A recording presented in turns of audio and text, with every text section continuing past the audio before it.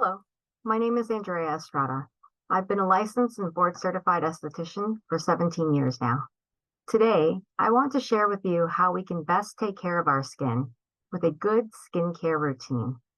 I'll also touch on body care, but primarily focus on facial care.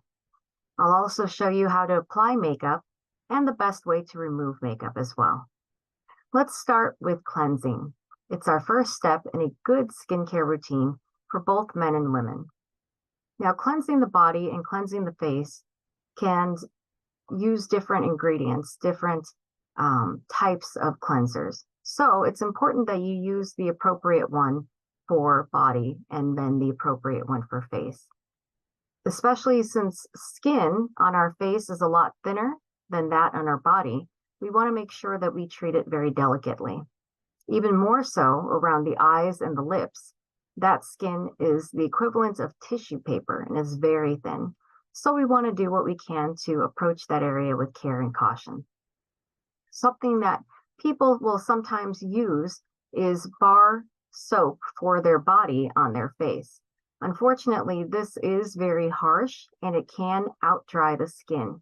So we don't want to use that for our face. We want to keep it solely for our body. Another concern that people might have is fragrance versus non-fragrance. What should they use? Really, that depends on the person. Sometimes people might have more sensitive or delicate skin. If that's the case, then it would be best to use a non-fragrance within their soap versus one that is fragranced. If you are someone with normal skin, one that doesn't have a lot of sensitivities to it, and you enjoy the fragrance, then that's up to you personally. But it just depends with each person. Another thing we want to consider is what we're using to wash our face with, such as a face cloth or a washcloth. Depending on the thickness and the roughness of the cloth, we don't want to necessarily use that for our face. It might be fine for our body, but again, our face is a lot more delicate with that skin than on our body. So we would want to use something that's a softer face cloth or washcloth. Even perhaps a microfiber would be a very good option. Sometimes you can even just use your hands if you're using like a cleanser or an exfoliator, you can do that as well. So moving on to actual facial cleansers that we can use, there are different forms that they come in. Some are liquid, some are cream, and some are gel. So depending on your type of skin, for example, a normal skin type might prefer liquid. That's just something that is a little bit lighter, not as heavy. Same thing with cream. Cream is something that can be used for normal skin, but it's usually seen more with products that are for people that have drier skin. So gel is something that would be great to use on people that have a more oily complexion. So when it's also time to exfoliate, we can use for our bodies sometimes harsher exfoliants. There are different kinds. There are physical exfoliants that use ingredients that help to remove the skin. And then there are chemical exfoliants that use chemicals to help break down the dead skin cells. It just, again, depends on the person and their needs, but usually with body scrubs, a physical exfoliant is present versus in face scrubs. You can see some that have physical exfoliants like jojoba beads or microbeads, but things like walnut shells or even seashells that are ground up, that might be a little bit too harsh for our facial skin. So it would be best to use an exfoliator that's a little bit easier on the skin, more delicate. So something like microbeads or even a chemical exfoliant would be better. Something to think about too is the way that our skin grows. It grows in layers. And so when the layers shed naturally, it reveals new skin underneath. So sometimes those layers get stuck and that can cause breakouts or pimples.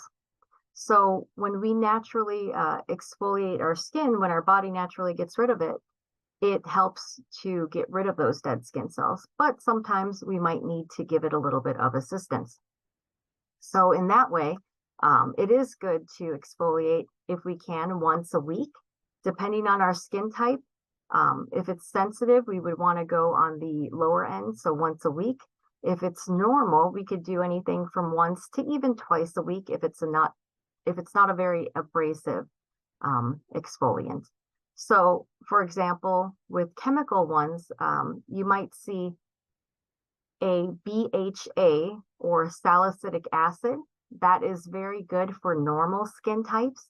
You can also see ingredients such as AHA or glycolic acid.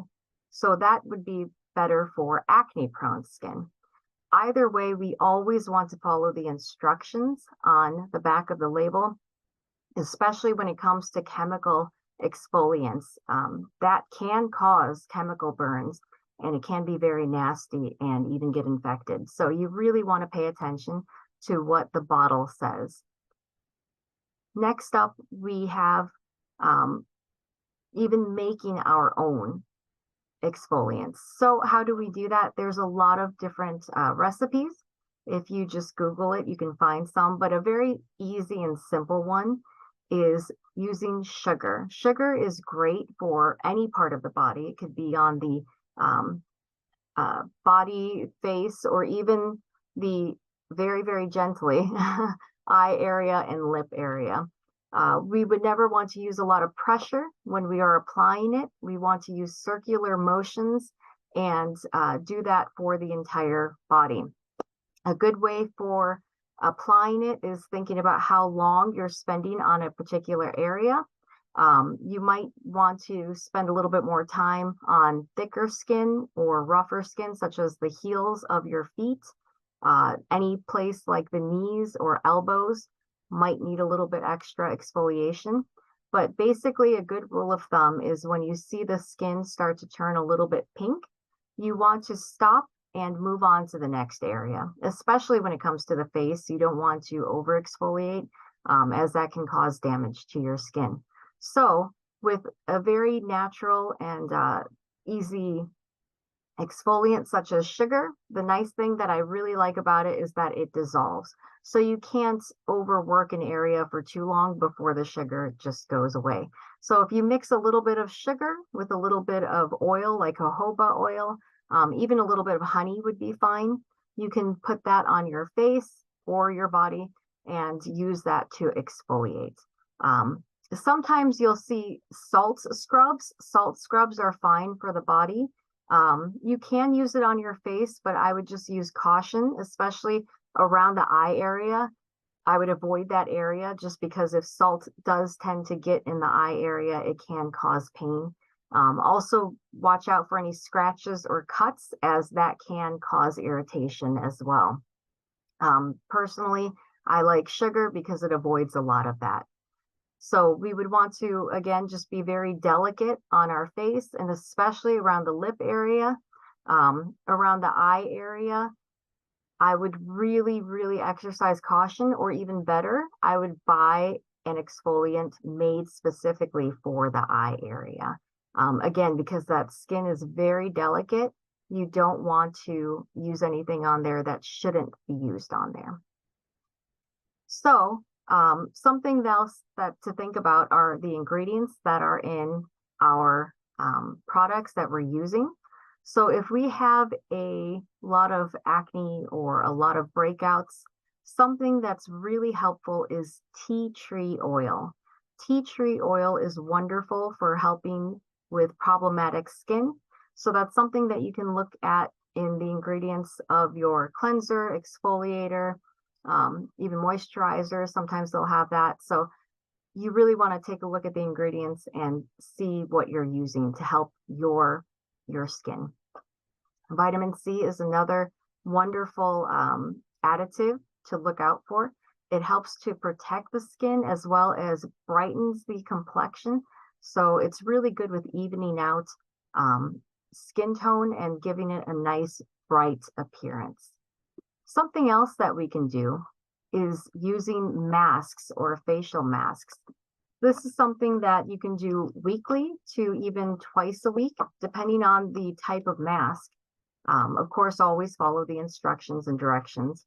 I have some examples of different types of masks here.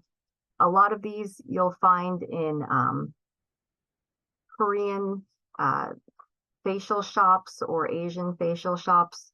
They have a lot of natural ingredients in those areas. I'm not really going to recommend a particular brand, but there are a lot of really good brands out there.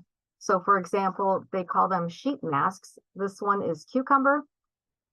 It's very easy to apply after you cleanse your skin and you're done with exfoliating. If you're exfoliating for that day, you would go ahead and just put it on your clean face for 10 to 20 minutes for this particular face mask.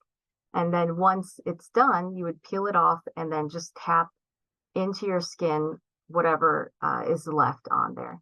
Now, some masks will require you to completely remove it or wash it off once you're done.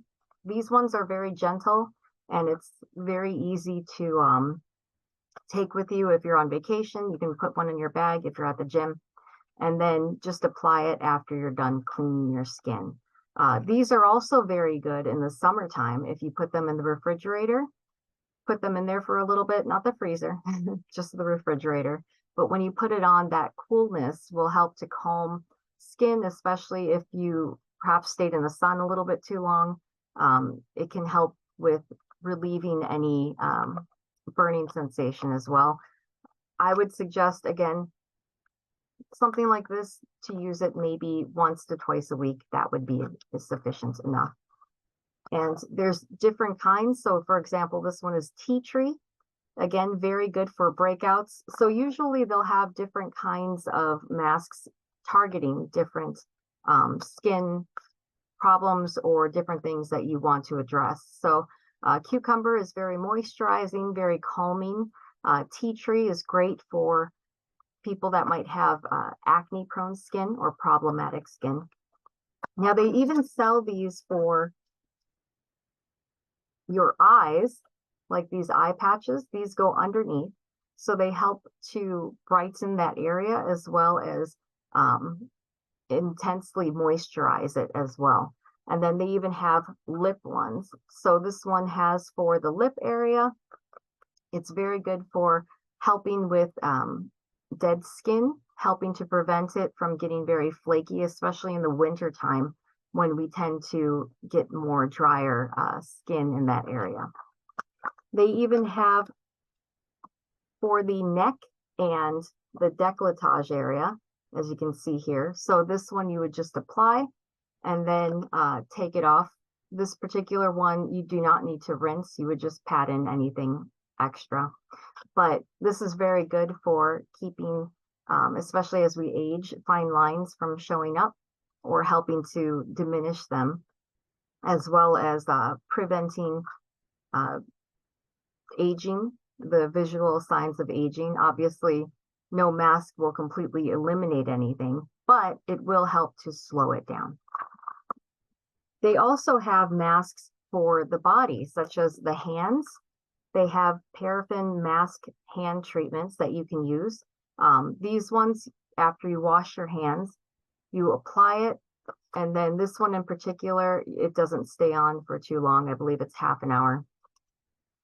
Some of them, again, you might have to rinse off. Some of them you can keep it on and just massage it into your skin. They also have ones for your feet. Now, they have different ones. Some are purely moisturizing and some work with exfoliating. So depending on what you would like to do, it will depend on what you buy. So what I would recommend is doing a good exfoliation before you do any masks. Exfoliating is going to help the product of what you're going to put on there penetrate better. So if you're going to do a moisturizing and then you have an exfoliating mask, it's not going to get as much benefit as if you were to exfoliate first and then apply the moisturizer or moisturizing mask. So something like this, depending on the condition of your skin, which area of the body you're putting it on, If you just went and got a pedicure, then you might be fine with putting on the moisturizing one. If not, then a good one would be to look for an exfoliating foot mask, one that you can put on, and then usually they'll have you rinse off. Now, sometimes you'll see the results right away with the exfoliation. Sometimes it'll happen over the course of a week or so. So in that case, your skin will slowly start to flake off and then it will completely fall off. So if that's the case, just pay attention when you're in the shower to rub off any excess skin. Don't try to peel off any skin that is not ready to fall off just yet. Wait for it to naturally shed. Otherwise, you can cause tearing or bleeding even. Then once your skin is exfoliated, you could use the moisturizing mask to help penetrate that moisturizer deep into your skin. So let's talk about toners. So when you wash your skin and after your mask, depending on if you have to completely remove the mask, you would want to use a toner. Otherwise, you could use a toner after cleansing your skin and before the mask, if you keep that mask fluid on. So for example, some of those facial masks, you get to keep the fluid on, you just pat it in. So what you would want to do is use a toner before that. Otherwise, you'll just be removing the mask essence from your skin. So there are different types of toners. Usually the most common ones are in a liquid state in a bottle that you just apply to a cotton round. So you would apply that cotton round and wipe anywhere where you washed. So for example, your face, and then also I like to tell clients to wipe and clean their neck area as well. There's also spray type of toners. So for example, this one is a spray. Now, some of them will instruct you to, after you spray, remove it with a cotton ball or a cotton swab, or you can, with this particular one, leave it on completely. So it will evaporate and it'll take off anything from your cleanser or your exfoliator. So that's really good to put on before using any type of serums, moisturizers, or sunscreens, because what it does is it helps to completely eliminate anything from the steps before. So you don't want to go around with cleanser on your face. You don't want that on your skin. So in order to help completely remove that, you would use a toner. So one of the ingredients that's very common for a toner is witch hazel. It's very good at removing any other previous substances on your skin, as well as it helps to keep your skin nice and clear. Now, speaking about serums, there are different types. They have some that are just for your eyes. They have some that are for your face and neck. So it depends also on what you're looking for in a serum. You don't need to apply much, just a small amount goes a long way. And that goes underneath your moisturizer. So some of the things that serums can help with are things like lines and aging. They can also help to illuminate or brighten your skin complexion. So there's a lot of different serums with different goals in mind. Usually they come in a bottle with a little dropper, and you just apply that to the skin. Always make sure that you wash your hands before touching any of the products, so that way it keeps the product clean. You don't want to touch it to dirty hands and then put the dropper back in the bottle, because that can cause breakouts from any type of dirty things that are on your hands. So you don't want to put that in your bottle and contaminate the bottle, especially because serums can be a little bit expensive. So something that you can see very commonly with serums are retinols. Retinol is great for anti-aging. It's very effective. And it can come in other things. other than serums, such as you might see it in moisturizers as well. However, there is a word of warning for retinols, and those that use them. You would want to be very careful when it comes to waxing. In fact, I would not recommend waxing while you are on any type of retinol. Retinol is systemic, so it can travel in your system. So even if, for example, you only apply retinol to a certain part of your body, it can travel and it is absorbed in the skin. So even though you might not use it on the area that you're waxing, you can still be affected in that area by that retinol. So what retinol can do is it can cause the skin to lift up during waxing. So it can take off more than one layer of skin, and that can be obviously very painful, and it's not something that people want to go through. So in order to avoid that, you would want to make sure that it's completely out of your system before waxing, and you would not want to wax while you are using a retinol product, whether it be retinol, retinol A, or retinol B. So you really want to use safety when waxing. Something else to think about is the storage of these bottles.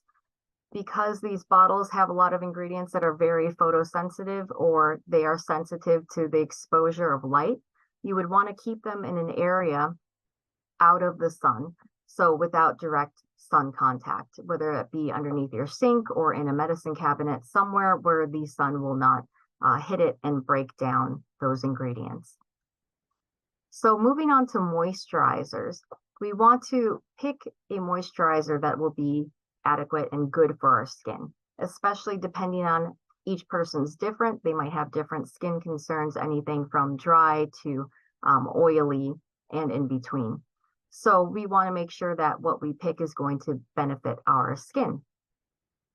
So basically what a moisturizer does is after you wash your skin, it's completely stripped away from any of those natural oils that our body produces in order to keep it moisturized. So we have to replace that with a moisturizer. So of course we wash our face, so it gets stripped away. So that's why we use that moisturizer. So something to think about is if we don't put that moisture back onto our skin is going to try to overcompensate, and it's going to really get even more greasy and oily. So when we put a moisturizer onto our skin, it helps the skin to prevent that from happening. So something to think about concerning different types of skin are the types of moisturizer, such as lotion, creams, and gels. Lotion is very good for normal to oily skin. It's not as thick and rich as a cream, so it's good for overall normal type skin. Creams are wonderful for people who have dry skin, especially in the winter time. Sometimes during the year, depending on where we live, our temperature and climate might change drastically from summer to winter. And we might see that effect on our skin, where we get a lot more dull looking, dry skin, or it might even become kind of chapped and peeling, especially by the lips and over here by the cheek area. So if that's the case, it's not uncommon for people to have different skincare routines based on the time of year. In the summertime, they might not need as much moisture as they do in the wintertime. So that's something to think about. So creams are great for people that need that moisture. You can also customize a moisturizer on what you need. For example, you might not have a lot of need for a cream or something thick on your T-zone area, which is over here by the nose and by the forehead.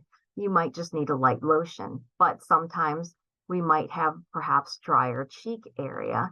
So if that's the case, you can have two different moisturizers. You can use a lotion for this area and then the creams for areas in which you're more dry.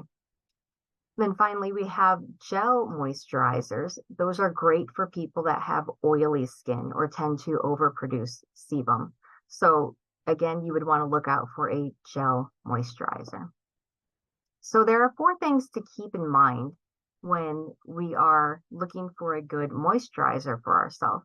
The first would be what the ingredients are. So these are basically 4 different types of ingredients that you'll find on a good moisturizer.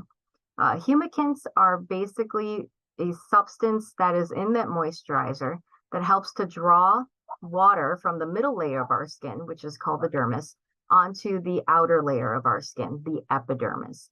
So it helps to give you that moisturized, plump, soft look. Usually you'll see that in chemical and also natural examples in the back of the label. So that would be, for example, honey extract. Honey extract is one of the many different types of humectants that you'll see on the back of a moisturizer label. Occlusives are another type of ingredient. This one is used to increase the water contents of the skin by slowing evaporation. So when you think about an occlusive, it's usually going to be something a little bit heavier and sometimes it can feel a little greasy, depending on the ingredient that they use. So for example, petroleum jelly is something that also might be known as soft paraffin. It can look and feel a little bit greasy. It's something that, depending again on what the skin need is, perhaps for someone who has oily skin, they wouldn't want that in there. But with someone who has more of a dry skin tone, they would want to have that so that way it can help to lock in that moisture. Something that might be better for someone that has oily skin would be a silicone derivative. These are man-made compounds that are not as greasy, though they do have a limited moisturizing effect. So they might not be as moisturizing as some other ingredients, but it won't feel as greasy or even at all. Something else that you would want to consider in part of your ingredients list for a good moisturizer would be emollients. So these are basically agents that remain in a certain layer of our skin that function as a lubricant. So it helps maintain a soft and pliable appearance of the skin. These are made mainly of oils and fatty compounds known as lipids. So you'll see a lot of different types of ingredients that fall under the emollients category. This can give skin a fuller and smoother texture. So an example of this would be jojoba oil. We also have something that you would want to think about are topical antioxidants. So basically, antioxidants are ingredients that are sometimes added to moisturizers to help reduce cell damage caused by oxidation. And oxidation is just something that's exposed to the air or oxygen, and it changes that chemical compound, which can actually even lead to harmful effects. So it can help increase aging, which is something that we want to, hold off as much as possible. So some of these ingredients that you would see in a typical antioxidant would be like collagen and aloe.